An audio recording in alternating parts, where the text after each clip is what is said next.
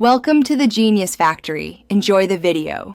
You start by collecting what's essential: 3 primary sources, 5 reliable secondary sources, and any timelines already made. Open those documents now and scan for dates, names, and turning points. This gives you anchors. While scanning, jot 1 to 2 sentences per item explaining why it matters, because clarity up front prevents wasted work later. Once done, prioritize items that shift your narrative most, and set a 30 to 60-minute focused window to extract key facts and quotes. Now dive into analysis. Pull claims, evidence, and provenance from each source and record them in a simple table so patterns show up. Compare accounts side by side. When 2 sources disagree, flag the discrepancy and note tone or bias, because bias explains differences. Make sure to verify dates, names, and statistics against at least 2 independent sources to reduce error.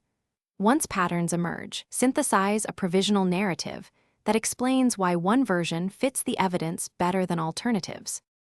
To finish, synthesize your refreshed history into a concise narrative, linking each claim to a clear citation so readers can verify sources themselves. Make a revision log that records what changed, why it changed, and any remaining open questions. This log helps future fixes.